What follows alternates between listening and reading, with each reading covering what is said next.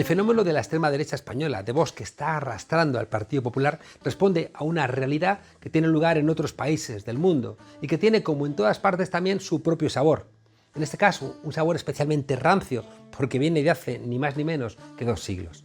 La extrema derecha española, igual que la de otros lados, no se puede entender sin la crisis de 2008. Es cuando explota. El miedo que empezaron a tener las élites que causaron la crisis ante el enfado de la ciudadanía les puso a la defensiva. Los movimientos migratorios de los perdedores de la globalización les asustaron y los millones de frustrados que generó la crisis y que vieron su sueño de prosperidad quebrado y roto su deseo de seguir consumiendo, les alertaron de que algo no estaba funcionando. Es el mismo caldo de cultivo del trumpismo y comparte una receta muy simple ante las demandas populares insatisfechas. Tranquilos, que vosotros sois de aquí. America first, España lo primero. Como dijo Trump, pero podríamos ponerlo en boca de Casado, de Díaz Ayuso o de Abascal, tu salario es una mierda, tu vivienda es una mierda, tu sanidad pública te la voy a empeorar y tu educación pública se va a convertir en un gueto. No voy a mejorar nada de todo eso, voy a bajar los impuestos a los ricos. Tú vas a tener que pagar más por los servicios públicos, pero me tienes que apoyar, porque España es lo primero y España está en peligro por culpa de los inmigrantes y de los enemigos de España.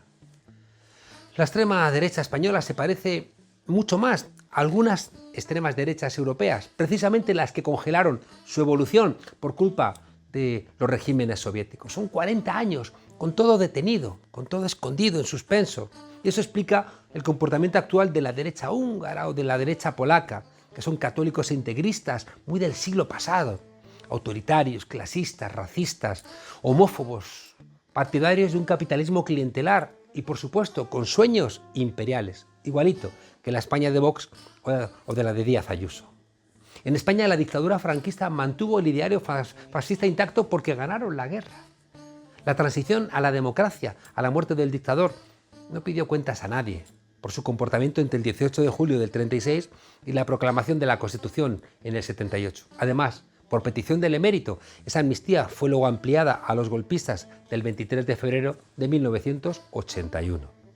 Los fascistas españoles ganaron la guerra y la perdieron los demócratas, que fue al revés de lo que ocurrió en Europa. Los fascistas polacos o húngaros resucitaron tras la caída de la Unión Soviética y han puesto en marcha su venganza. En Francia la extrema derecha es otra cosa, porque allí la Francia colaboracionista de Vichy terminó siendo derrotada por la resistencia y la República Francesa se construyó sobre las ruinas del fascismo. La extrema derecha española es monárquica, apoyada en esa idea del capitalismo financiero que viene de fuera, que solo entiende a España desde el barrio de Salamanca, que está llena de aristócratas, que tiene una idea atrasada de la Iglesia, a la que defienden como lugar de privilegios, que es amiga de los millonarios, que sospecha de los pobres y que incluso les da asco, que no cree en lo público, pese a haber vivido toda la vida de lo público, que no son antisemitas, sino que curiosamente apoyan al sionismo del Estado de Israel. ¿Por qué? Pues porque les pesa más el odio a lo árabe, que no creen en la soberanía española, que prefieren estar tutelados por los Estados Unidos y sus bases, que odian a las mujeres por esa idea antigua que cargan del siglo XIX y, como hace medio siglo, que nadie les planta cara, pues creen que España es suya. Alguien sí les ha plantado cara. Ayer, en la Segunda República, le dieron un golpe y hoy Podemos, y por eso odian a Podemos. La derecha española es una gran influencia, por cierto, en la derecha latinoamericana.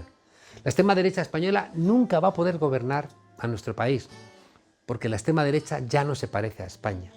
En cambio, 26 años de gobierno en Madrid, con las redes clientelares desplegadas por la Púnica y la Gürtel, con la concentración en la capital de las casas matrices de las grandes empresas nacionales y multinacionales, con el alto funcionariado reaccionario radicado aquí en la Corte, con la sede de los principales medios de comunicación, con la jerarquía de la Iglesia Católica, esa que odia al Papa Francisco, con las universidades privadas que son más que las públicas, sus profesores y sus estudiantes, con la diplomacia, los bancos, los fondos buitre. Todo esto hace que la concentración en Madrid de privilegiados sea la más alta de toda España. Pero cuidado, nunca más que los que trabajan para que Madrid funcione. Y por eso Díaz Ayuso y Monasterio despliegan esa chulería falangista, porque a los demás, a la mayoría que trabaja, a esos ni los ven.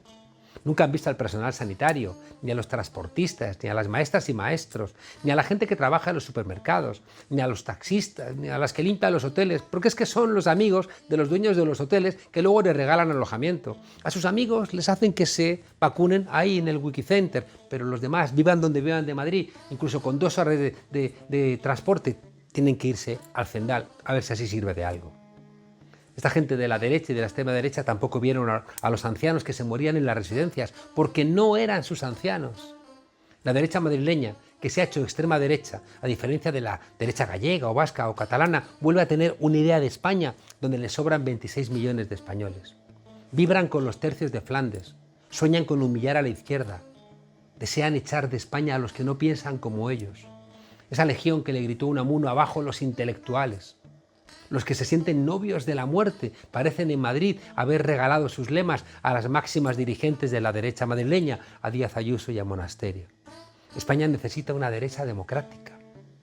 Hacer que no gane en Madrid es hacerle un favor a Madrid, a España, a Europa y al mundo.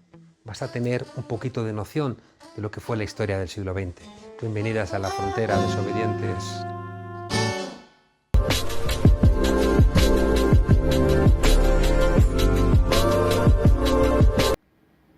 El 15M fue el grito de una sociedad que estaba harta de todos los partidos, que estaba harta de un monarca mentiroso que se había ido a Botsuana, que estaba harta de haber estudiado tanto y que las únicas salidas a los jóvenes fueran por tierra, mar y aire cuando emigraban, que no soportaba la corrupción de los partidos y de los empresarios que les corrompían.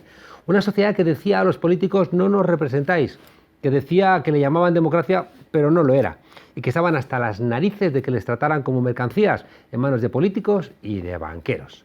El 15M fue un movimiento que le dijo al emperador que estaba desnudo y le jubiló a él y a sus cortesanos, que vino con preguntas más que con respuestas y que por eso politizó a la sociedad y le ayudó a empezar a construir un relato alternativo. 10 años después, Cristina Monge, Borja Barraguer y otros especialistas en ciencia política y movimientos sociales acaban de publicar, tras la indignación, el 15M, Miradas desde el presente, un libro para evaluar qué queda, qué significó, y si mirando al pasado podemos también prefigurar hacia dónde va el futuro.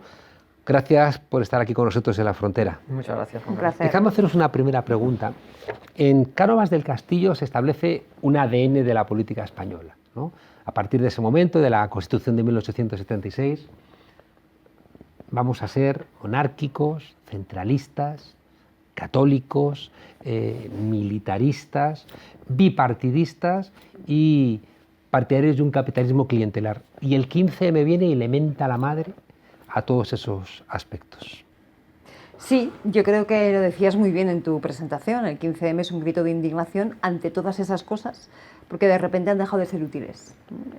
Tenemos que recordar que estábamos en un momento de una enorme crisis que empezó siendo financiera, que enseguida fue económica, que se convirtió en social y por supuesto después en política, que a los ojos de los y las indignadas suponía el fracaso de la política como aquello que ayuda a que la gente viva mejor.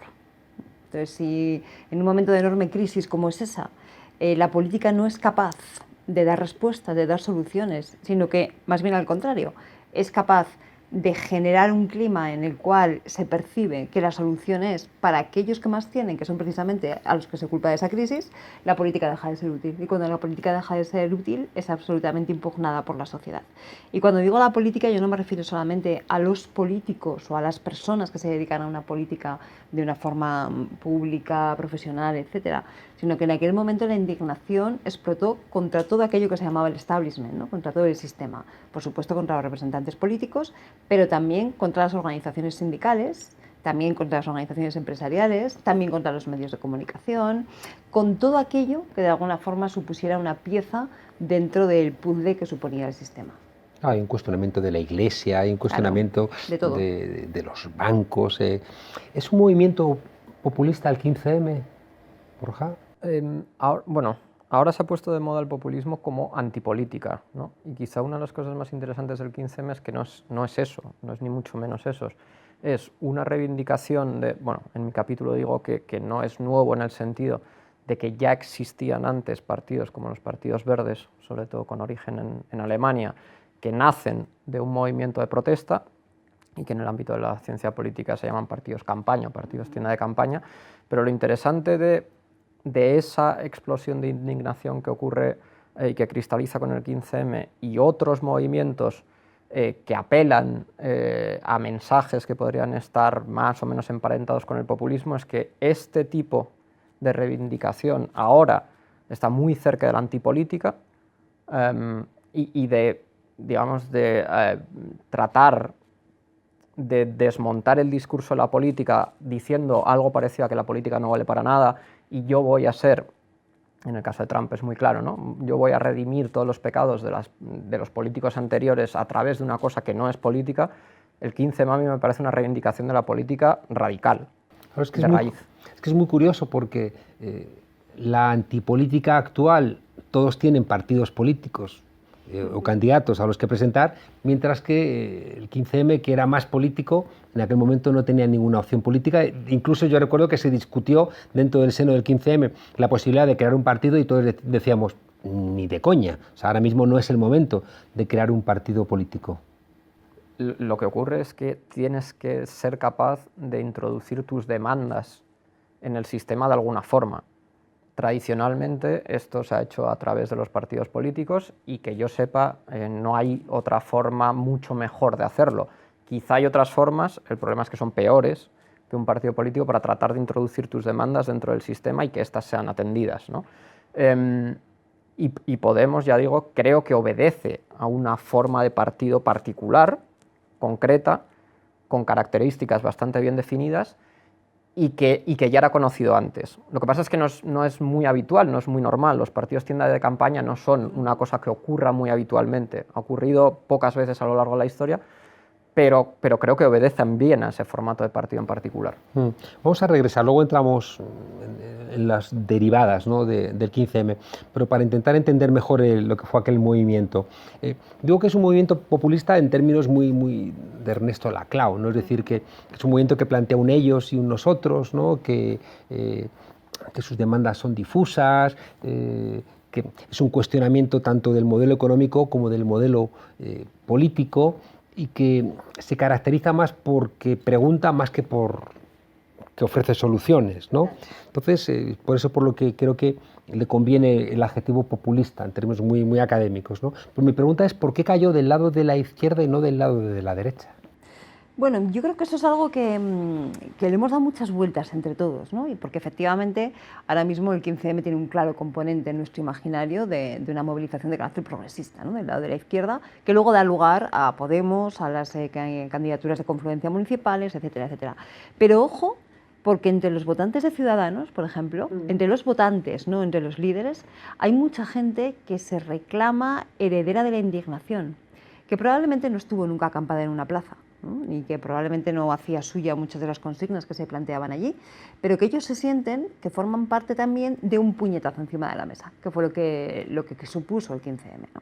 Y en ese sentido yo recuerdo que en aquel momento, por ejemplo, se debatía mucho acerca de que un movimiento como el 15M era incapaz de impugnar la disyuntiva izquierda-derecha, ¿no? Sin embargo, qué curioso, que de esa indignación se sienten herederos por la izquierda los que luego votarían a Podemos o a las confluencias municipales, etcétera, y por la derecha los que después votaban a Ciudadanos, ¿no? Entonces, efectivamente fue un momento de indignación bastante más transversal de lo que probablemente ahora nos pueda parecer o de lo que recordemos, pero que luego encuentra a quienes se reivindican suyos, tanto en el ámbito progresista como en el ámbito conservador. Eso es una cosa curiosa.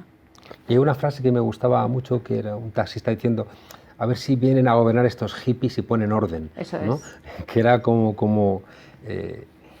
me llamó mucho... Una de las cosas más curiosas, no sé si os acordaréis porque es una anécdota, uno de los tuits, o varios de los tuits más incendiarios de los primeros días del 15M en Madrid, los estaba poniendo Marcos de Quinto, que entonces era director general de Coca-Cola, y que luego ha tenido la trayectoria política que conocemos, ¿no? Entre ellos ser un hostigador de los trabajadores y trabajadoras de Coca-Cola. Pues si recordáis, hacéis memoria, por aquello fue muy sonado, y si no se puede consultar la documentación, durante varios días seguidos, 2 o 3 días, estuvo poniendo en su tuit personal, lógicamente no era un perfil de la compañía, sino en su tuit personal, mensajes de absoluta indignación y de apoyo al 15M. Qué curioso.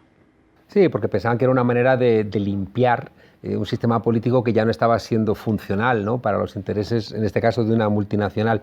Me llamó mucho la atención, os decía, las primeras elecciones que se presenta Podemos, las europeas de 2014, cuando los líderes van a la plaza redenominada del Guernica, la plaza de Reina Sofía, a saludar. La gente recibe a estos líderes diciendo que sí nos representan.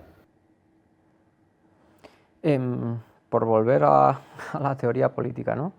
Estamos aquí tres personas.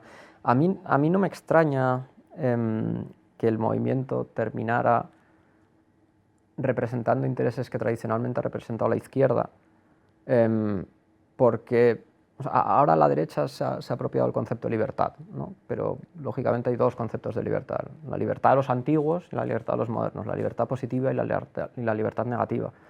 Y esa forma de populismo que encarna bien el populismo nativista de extrema derecha, la Trump, es un movimiento que entiende la libertad en sentido estrictamente negativo, que sean los mercados los que organicen toda la distribución, que nos deje en paz el Estado. Y esa forma de reivindicar el final de la política es una forma de representar la política y lo que pedimos los ciudadanos a la política, que no tiene nada que ver con el 15M, que era precisamente reivindicar que ha terminado una forma de hacer política, pero que no queremos prescindir de la política porque ni siquiera es posible, pero porque tampoco es deseable, ¿no? Y todas esas formas de apelar a lo colectivo que estaban ya en el 15M se articulan mejor en un proyecto político que entiende la libertad en un sentido no meramente negativo, y que entiende la libertad como la entendía Aristóteles. No nos vamos a poner aquí en aristotelianos, pero vamos, que entiende la libertad, el ágora y la discusión pública en un sentido mucho más amplio y mucho más rico de lo que lo entienden los movimientos de la antipolítica, que entienden que la libertad es meramente negativa y que lo mejor que puede hacer el Estado es dejarnos en paz y darle a cada uno un AK-47 y un Hammer para que se vaya a vivir a su chabola en Wisconsin, ¿no? Y que el Estado nos deje en paz. Pero eso es una forma de entender la política que yo creo que no casa bien y que no se vincula con las demandas que subyacen a muchas de las preferencias que estaban representadas en el 15M. Quizá por eso, que es una cosa como contraintuitiva, quien gana las elecciones después del 15M es Rajoy. Bueno, pero eso puede que sea contraintuitivo, pero no es tan sorprendente. O sea, el 15M surge justamente, vamos, en vísperas de unas elecciones municipales. Lógicamente tiene unos efectos que ya se han estudiado. De hecho, en el libro hay un capítulo dirigido por Eva Anduiza con unas colaboradoras que hace mención, ¿no? Y que cuenta, porque ya se han estudiado detalladamente cuáles fueron los efectos electorales de ese movimiento del 15M. Pero yo creo que hay una cosa que tenemos que tener muy clara siempre, ¿no? Y entiendo que lo compartimos. Los movimientos sociales están para señalar fallas del sistema, están para poner en la agenda aquellos temas que no funcionan, ¿no? Están para hacer gritos indignados sobre las cuestiones que no van bien y que hacen daño.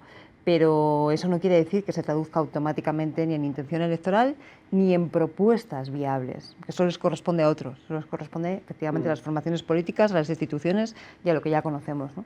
Entonces es muy difícil, vosotros lo sabéis, ¿no?, hacer una traslación directa entre una movilización social y cómo eso se traduce en voto. Por ejemplo, lo que sí que se sabe es que la campaña de las elecciones municipales, que fueron al poquito en la propia campaña del 15M, sí que se sabe que de repente se paraliza la intención de voto al PP y al PSOE, ¿no? O sea, que dejan de tener una evolución normal y se paraliza, ¿no? Sí que se sabe que hay una gente que sale de la abstención, pero otra que se va a la abstención. O sea, se van viendo pequeños movimientos que se podían pensar que es debido a, pero es muy difícil que un movimiento social como tal, de forma inmediata, tenga una correlación electoral, ¿no? Creo que sí que se verificaba que asustó a la derecha y decepcionó respecto a los partidos a la izquierda. Entonces, digamos que ese efecto inicial tenía... Yo tengo dos tesis que quiero preguntaros. La primera es que el 15M era, como os decía antes, un momento populista y por tanto era un momento destituyente, un ellos y un nosotros, ¿no? Ahí están los cabrones y aquí estamos el pueblo digno y virtuoso, ¿no? Es decir, unificaba a la gente en la denuncia de lo existente, pero en cambio no iba a servir en el momento constituyente porque realmente a la hora de plantear qué construimos a partir de aquí había muchas diferencias, como tú planteabas, gente que coincidían en cuestionar lo existente, como Marcos de Quinto, pero a ver después como una persona progresista para construir nada con ese señor. Totalmente de acuerdo. O sea, ahí lo que había era un malestar profundo, tan profundo como difuso. Entonces lo que se expresó fue esa indignación y ese malestar. Había falangistas, había de todo, había Fuerza de todo. Nueva, De hecho, como... fijaros, se ha dicho muchas veces, era un movimiento de jóvenes. No, o sea, era un movimiento donde había muchos jóvenes, pero también estaban los padres de esos jóvenes que también se sentían estafados por el sistema, en cierta medida. Entonces no era un movimiento exclusivo de jóvenes, y creo que eso es importante que lo reflexionemos porque da pistas de cosas que han ido pasando después, ¿no? Pero en cualquier caso, pone encima de la mesa esa indignación, pero es absolutamente incapaz de convertir eso en propuestas. Primero, suele ser habitual en los movimientos sociales. Segundo, si se estudian, por ejemplo, aquí en Madrid en Sol, había una especie de caja para ir echando propuestas, ¿no? de cosas que se querían poner, una especie como de tabla reivindicativa. Ahí sale de todo, absolutamente. De todo, muy genérico. Con eso no se puede hacer una tabla de reivindicaciones, pero es que la función de los movimientos sociales habitualmente no es esa, ¿no? Es expresar ese malestar que por definición es un malestar difuso. Y otra cosa es que después quienes están en las instituciones tienen que encargarse de hacer esa alquimia, ¿no? Y para eso es muy importante el olfato político, la intuición política, de interpretar bien ese malestar difuso y convertirlo en demandas concretas y en propuestas de solución concretas. Es un poco es un poco también lo que tú has estudiado en tu capítulo, ¿no? Cómo algunas de las demandas del 15M sí que se han traducido en políticas públicas concretas. Por volver a tu tesis, yo creo que hay dos pasos ahí de los que yo no estoy seguro. Primero, eso es elegante, en vez de decir, no estoy de acuerdo contigo, no estoy seguro de... Primero, que el movimiento social del 15M representará exactamente algo así como una ideología, si entendemos que el populismo es una ideología, y luego que el populismo tenga visos de poder ser entendido como una ideología.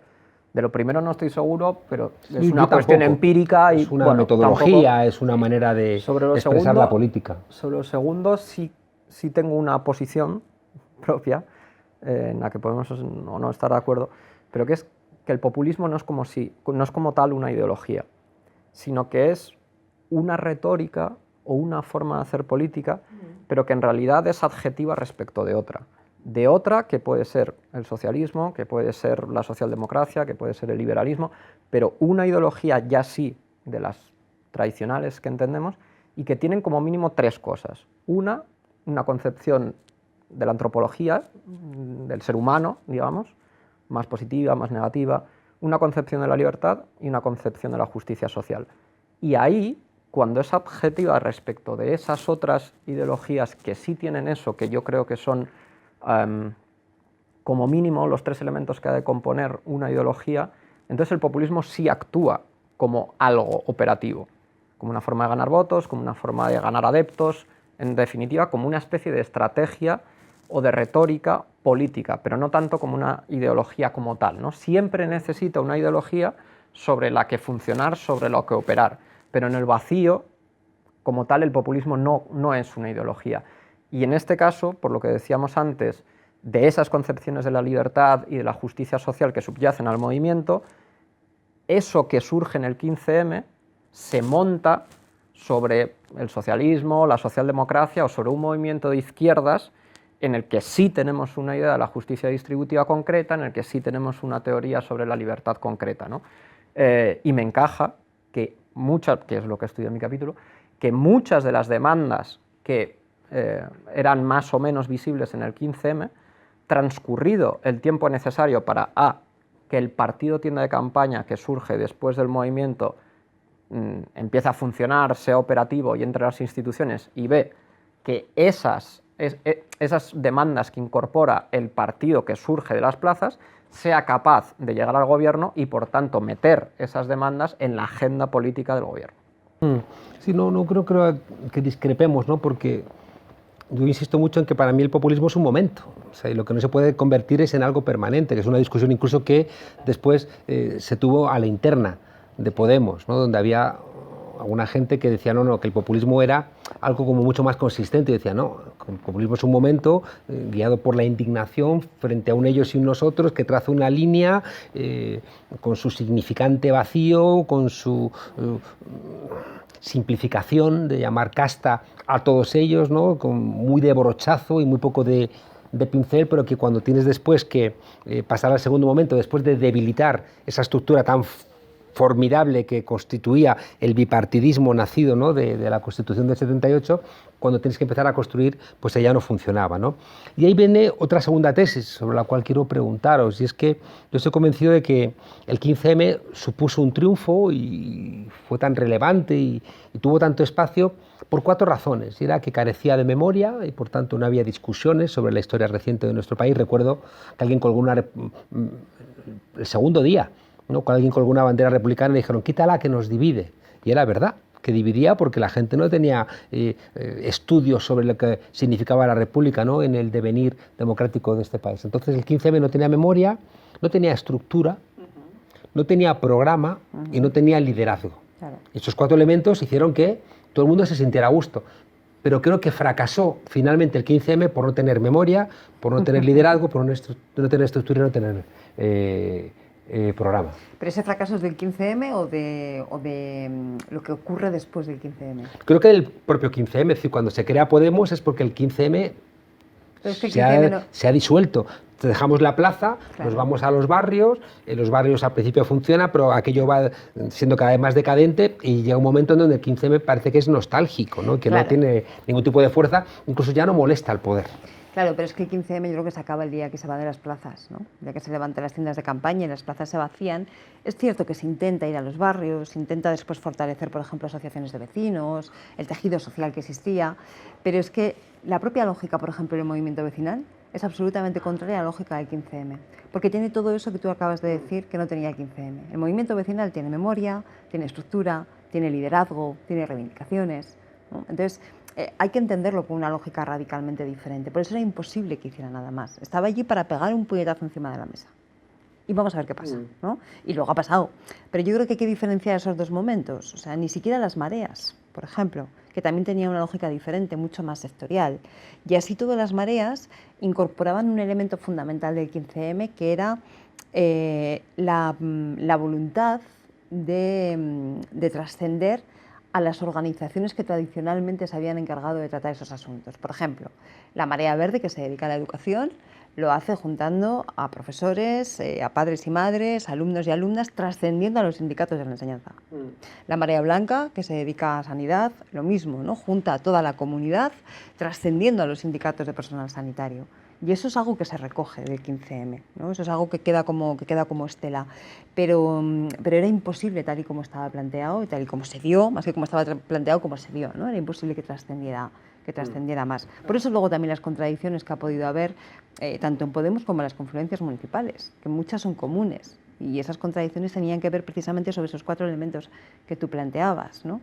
¿Cómo seguir planteando, por ejemplo, dinámicas deliberativas eternas cuando hay que tomar una decisión sobre una resolución municipal en 24 horas, ¿no? Pues estas son contradicciones con las que se han visto aquellos que sí que han podido gobernar en municipios. Claro, que es más fácil criticar a los partidos políticos que sustituirlos. También intuías tú, Borja. Sí, es que para mí tiene mucho mérito lo que ha hecho el 15M, en lo que ha cristalizado el 15M, porque, por ejemplo, en el caso de Alemania, que no es un equivalente a lo que ha pasado con Die Linke a lo que ha pasado con Podemos, y claro, y no estoy diciendo que los Die Linke no tengan mérito, porque igual terminan gobernando Alemania, ¿eh? O sea que, pero quiero decir, Die Linke es un partido estos que en politología llamamos de un solo tema, ¿no? One issue. O sea, ellos cogieron un movimiento social que era, digamos, el protoecologismo, lo transformaron en ecología política y de ahí han hecho un partido que es un partido verde. Y por ejemplo, las mareas son de un solo tema. La marea verde es de educación, la marea blanca es de sanidad. Y entonces ahí está claro más o menos, no es tan difícil ponerte de acuerdo en cuáles son las reivindicaciones de un sector respecto de un tema. Bueno, además mucha gente suele ser de ese mismo sector de la economía y entonces pues más o menos sabes de qué estás hablando y no es tan difícil poner de acuerdo a la gente. Pero las demandas, como tú decías, del 15M eran mucho más diversas. Apelaban a cuestiones relacionadas con la justicia, con la economía, con la política, con la sanidad, con la educación. La reforma electoral. La reforma electoral. Era una amalgama ultradiversa y súper heterogénea de demandas que es mucho más difícil, primero, meter en una agenda de un partido político, porque habrá gente de izquierdas, de derechas, de centro medio y pensionista, y luego es mucho más difícil poner en un programa una vez llegas al gobierno. porque hay demandas muy diversas, muy heterogéneas, que apelan a muchas cosas distintas. Entonces, el mérito, que insisto, el Die Linke tiene mucho mérito, pero era más fácil en el sentido de que el ecologismo tiene una agenda de temas más o menos propia en las cuales casi todo el mundo que pertenece a ese movimiento está de acuerdo. Pero lo del 15M era mucho más complicado y por eso el éxito de incluir muchas de sus reivindicaciones, como decimos en el libro, una vez alcanzas el gobierno, es un mérito enorme, es un mérito muy notable. Sí que había un elemento como que compartía todo el mundo, que era una necesidad de regeneración y una sensación de que había una minoría que estaba perjudicando a la mayoría. Eso eran como dos grandes elementos que es verdad que son muy difusos y que tengo la sensación que a quien sí puso en alarma es al establishment. Es decir, que a partir del 15M hay una respuesta y que, así como Podemos nace, es verdad que facilitado inicialmente mediáticamente, ¿no? Porque alguien entiende que puede ser positivo, ¿no? Porque puede debilitar al Partido Socialista y demás, pero después la construcción tanto de Ciudadanos como la construcción posterior de Vox son respuestas del sistema para evitar que el 15M cuaje en algo que siga, como decía antes, impugnando al ADN de la política española. Totalmente. Y además fíjate que se da todo un movimiento de regeneración de élites. Aparecen partidos nuevos, liderazgos nuevos, hay un relevo en las cúpulas de las principales instituciones financieras, hay un relevo en la propia monarquía, claro. Hay un relevo incluso en líderes culturales. Es decir, en el año 2011 se produce toda una transición en la democracia española en la cual se relevan todas las élites de carácter político, social, económico, financiero, etcétera, etcétera, incluso la corona, ¿no? No es casualidad, o sea, efectivamente se ha dado un puñetazo encima de la mesa. El PSOE lo intentó con Rubalcaba, no funcionaba, tuvieron que buscar a Pedro Sánchez, bueno, que era como muy evidente. De hecho, Pedro Sánchez en varias declaraciones ha dicho que él había hecho su propio 15M dentro del PSOE. No sé, ha llegado a utilizar esa expresión, en el sentido también... No, yo creo que lo dice, creo, ¿eh? No sé quién va a interpretar a Pedro Sánchez, pero supongo lo que se refiere con eso, en el contexto que estaba, era que había provocado un proceso de regeneración dentro del PSOE, ¿no? O sea, que había echado al antiguo establishment y que se había renovado esas élites. Entiendo que iba por ahí la cosa. Entonces, al final, el 15M sí que ha quedado mucho en el imaginario como ese momento en el que se renuevan las élites de un país, no solamente las políticas, insisto en eso, las financieras, las sociales, pasa en los sindicatos también, pues eso, incluso en la corona como elemento simbólico. Déjame que os haga una última pregunta, que nos hemos comido el tiempo, hablaría horas y horas de esto. Yo creo que los cambios que tú mencionas no son del 15M, son de Podemos. ¿Por qué? Porque Podemos se convierte en una palanca que puede gobernar este país. Unidas Podemos tuvo 6 millones de votos, 6 millones de votos. Sánchez ha gobernado con 5.300.000. Entonces, creo que estos cambios que tú señalas, que son telúricos, o sea, el rey Juan Carlos quería morirse con las botas puestas. Entonces, la tensión para cambiar, igual que la tensión para que dentro del PSOE nombren a Pedro Sánchez, todas esas tensiones es no por el 15M, sino por la existencia de una fuerza política que está haciendo algo muy raro, ¿no? Que es que quiere gobernar, que quiere mandar. La pregunta que os hago a los dos para despedirnos es ¿cómo evaluaríais 10 años después qué queda, ¿no? del 15M? ¿Cómo evaluáis en un momento en donde la COVID-19 ha generado un nuevo malestar? ¿Y en qué medida evaluáis el momento actual cuando da la sensación de que representa mejor la extrema derecha el enfado ciudadano que como ocurrió hace 10 años, que lo representó una fuerza política que de alguna manera expresaba una salida por el progresismo, por lo que tradicionalmente llamamos la izquierda, Borja? Eso es lo que intento hacer en el capítulo, en el libro, ¿no? Ver cuál ha sido el impacto de Podemos, bueno, del 15M transformado en partido, que de acuerdo con mi tesis que mantengo en el libro es Podemos, en la agenda del igualitarismo político en España. Y mi idea ahí es que, en efecto, el sistema bipartidista en España había dejado fuera algunas de las reivindicaciones del igualitarismo político que sí expresa Podemos y que con el transcurso del tiempo Podemos es capaz de incorporar en la agenda política del gobierno.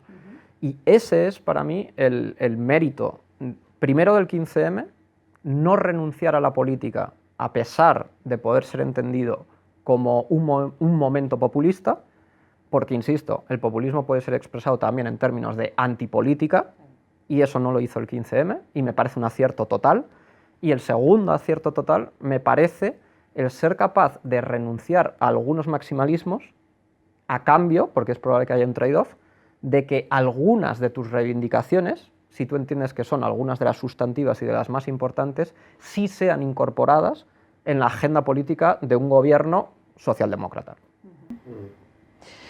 A ver, yo creo que la relación Podemos-15M, Podemos es compleja, es compleja. Mirado desde hoy, desde el 2021, no se entiende ni Podemos sin el 15M, ni se entiende el 15M sin Podemos, ¿no? O sea, para entender el hoy, mirado desde hoy, no es posible entender el 15M sin entender Podemos, y no es posible entender Podemos sin entender el 15M, ¿no? Y creo que separarlo con un bisturí, que es motivo de uno y que es motivo de otro, a mí me resulta muy difícil por esa relación tan compleja que existe, ¿no? Obviamente es el heteropolítico de Podemos del 15M, eso es indudable, así, pero tampoco recordaríamos al 15M como lo estamos haciendo si luego no hubiera existido Podemos, ¿no? Entonces hay una relación muy compleja allí que creo que es difícil de decir qué es causa de qué o cómo, creo que es más complicado, ¿no? ¿Cómo lo valoramos hoy o cómo lo valoramos? O sea, ¿cómo lo veo? Yo lo comento en el libro, yo creo que el 15M dio una serie de señales clarísimas, emitió una serie de señales de fallas del sistema, que siguen sin resolverse, que siguen siendo fallas del sistema, que se señalaron, que luego efectivamente se han intentado gestionar para intentar solucionarlas por parte de Podemos y por parte de otros actores políticos, sociales, etcétera, pero que siguen siendo asignaturas pendientes. Entonces, en un momento en que efectivamente llega una crisis como la COVID, que se suma a una crisis de la que no habíamos acabado de salir todavía, sobre todo aquellos sectores que estuvieron más castigados, se corre el riesgo de que aquello que entonces supo dar forma y supo escuchar, supo leer y supo interpretar muy bien los indignados de las plazas y Podemos después, se corre el peligro de que ahora mismo no se sea capaz de interpretar con la misma finura y que otros, sin embargo, sí que se puedan aprovechar de eso. Y eso es algo que yo creo que es muy preocupante, sobre todo en términos de pura democracia, incluso desde el punto de vista formal ya, ¿no? Porque hemos rebajado tanto el listón que ya incluso desde un punto de vista formal. Cristina Monge y Borja Barragué, autores, entre otros, de Tras la indignación, el 15M, miradas desde el presente. Muchas gracias por acompañarnos a la frontera. Yo no sé si Díaz Ayuso es la venganza de la derecha aquí en Madrid al 15M. Podría ser. Silencio en la noche. Gracias por acompañarnos. Un placer. Juan Carlos.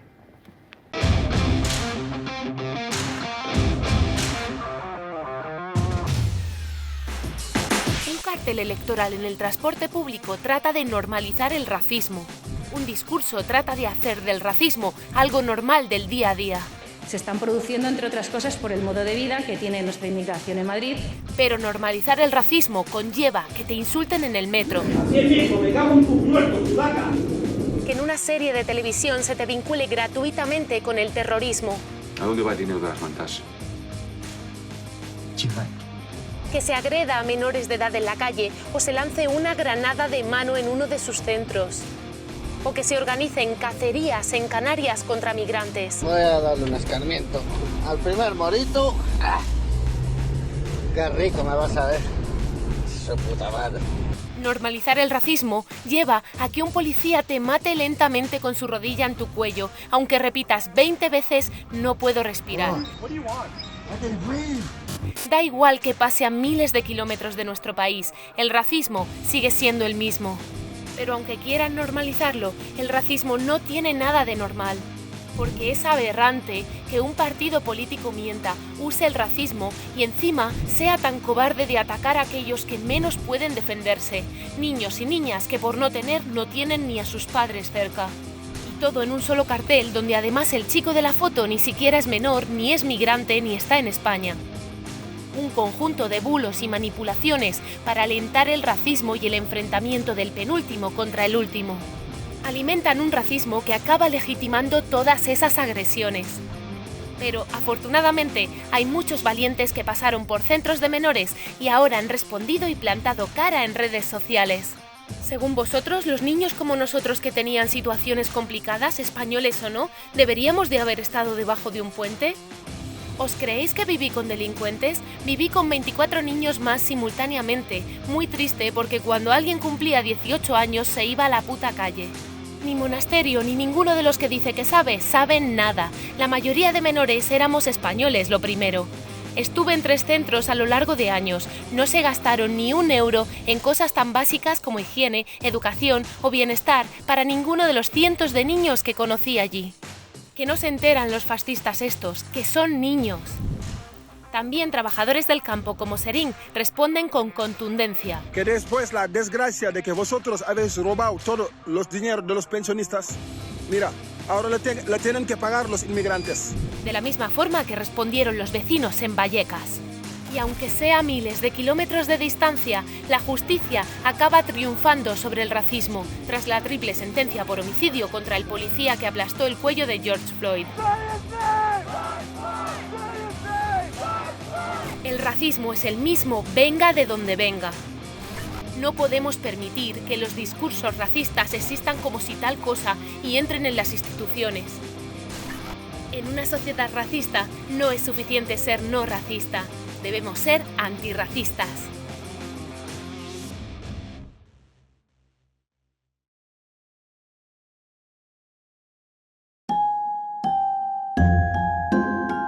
Dijo hace mucho tiempo Winston Churchill que la democracia es el sistema político en el cual cuando alguien llama a la puerta a las 3 de la mañana es muy probable que sea el lechero. Bueno, es que antes el lechero lleva la leche a las casas. En fin, que la normalidad democrática en España sería abrir un sobre, hombre, y no encontrarse una bala de cedme o una navaja ensangrentada o una petición de muerte o de exilio.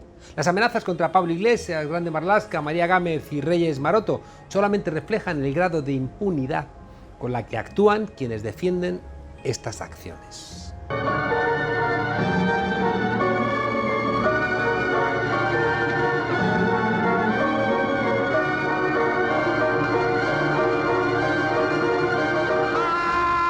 No es nada personal, solo negocios. Los poderosos han visto peligrar sus privilegios y se han puesto muy nerviosos. La subida del salario mínimo interprofesional, el ingreso mínimo vital, el escudo social, las pensiones, los alquileres, el que se impidan los desahucios, los recortes, vamos, están dispuestos a cualquier cosa con tal de sacar de la carrera política a quienes desean una sociedad más libre, más justa y más solidaria y que les obligan a rascarse un poquito el bolsillo.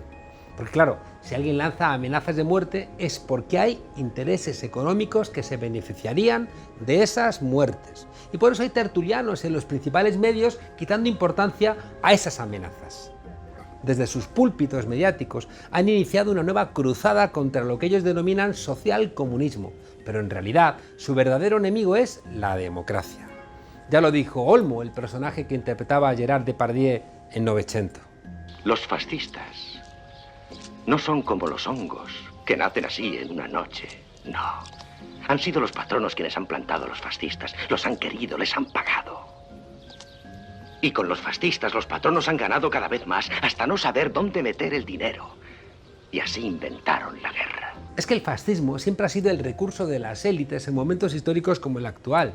No dudan en activar toda su maquinaria mediática, periódicos, emisoras de radio, televisiones, ahora la internet, contra el que ponga en riesgo su lucrativo negocio. Unos siembran el odio, otros meten las balas en el sobre, a la espera de que, si no ven oposición, vayan dando pasitos cada vez más comprometidos con la propia democracia. Cuidado, que esas balas no han llegado solas, han llegado impulsadas por mensajes de odio en programas de máxima audiencia, en las portadas tendenciosas de los principales periódicos de nuestro país y en las tertulias de todas las emisoras radiofónicas. Que si ETA, que si Venezuela, que si campañas de terror contra las ocupaciones, que si acoso fascista a menores blanqueados como jarabe democrático, como invitaciones, ¿no?, a gente representante del franquismo en momentos de máxima audiencia. Una alquimia perversa que termina convirtiendo a las víctimas en verdugos. ¿Para seguir siendo qué? Pues eso, los dueños de ese cortijo llamado España. Y para eso tienen que segar de raíz cualquier intento de modernización y de democratización, que lejos tenemos todavía a Europa. No es la primera vez que pasa. Por eso, para no volver a repetir la historia, ¿qué hay que hacer?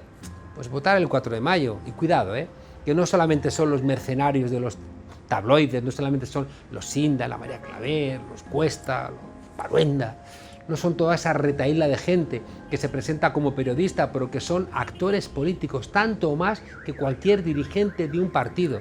También están los que después de condenar la violencia sacan a pasear los pero para decir que es que Podemos, hombre, es que Podemos se lo merece.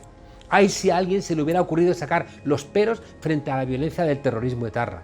Pero claro, si le pegan un tiro a las ratas de Podemos, no es tan grave, porque ¿quién quiere que no le peguen un tiro a las ratas?